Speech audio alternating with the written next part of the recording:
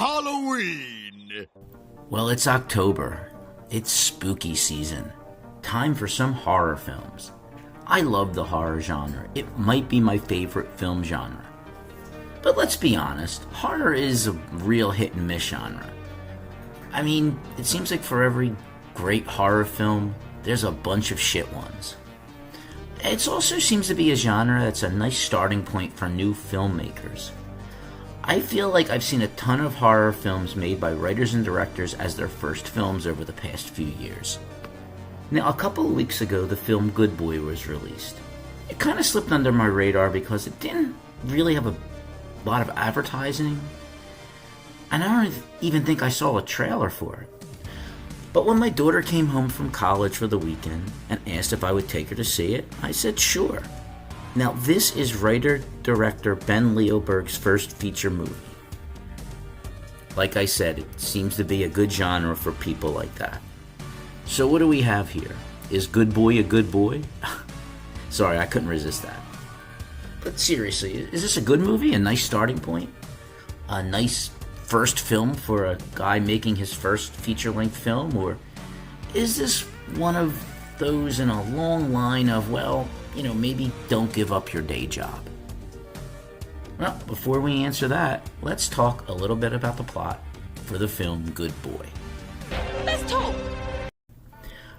Indy the dog finds himself on a new adventure with his human owner, Todd, leaving city life for a long vacant family home in the country. Now, Todd is gravely ill, as we learn throughout the movie.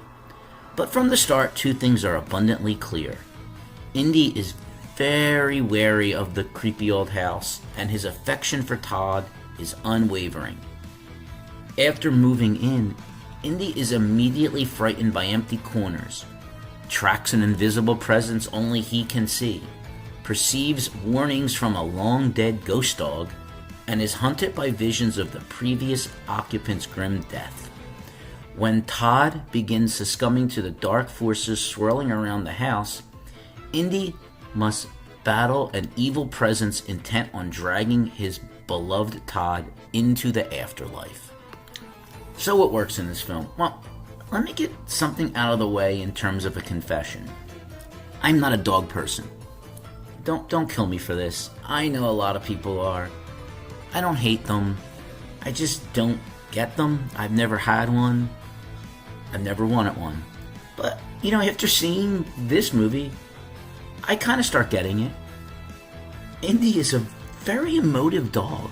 It's almost like he knows he's in a movie. And at the end, you find out that Indy is the filmmaker's real dog. And there's only one dog. They're not using we'll have multiple backups just in case one dog's acting up. There's no CG here at all.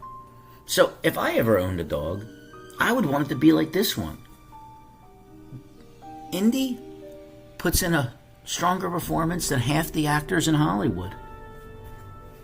I love the fact that the film was shot from the point of view of Indy, which I thought was extremely clever. I mean, you can see the people in the film, but you never see a clear image of their faces.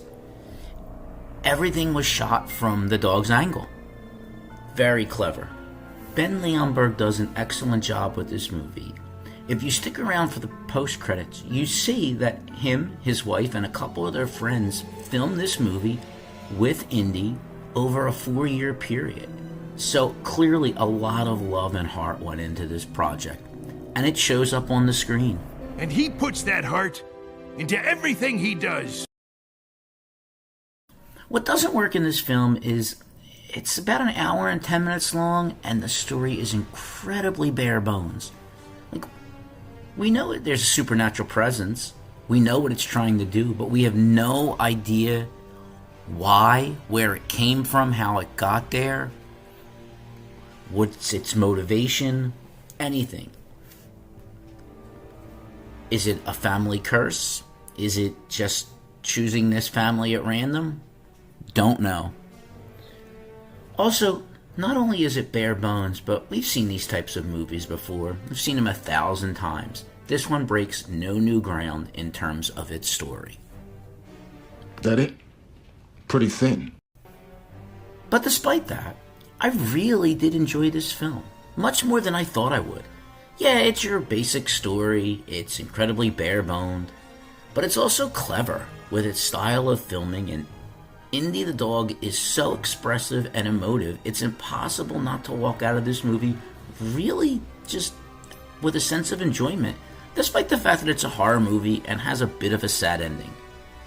So, if you're looking for an absolutely under-the-radar film this spooky season, I would strongly advise you to check this out.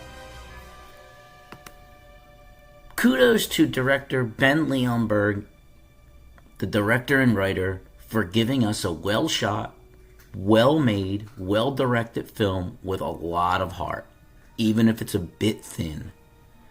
I'll be interested to see what he does moving forward, and hell, bring the dog back. He's probably better than most of the actors you can get. Good dog. Well, that's it from me this week. Tune in next week where I give you my thoughts and feelings on whatever I've seen.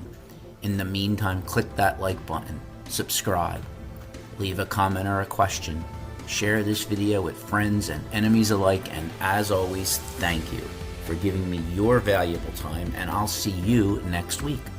Take care.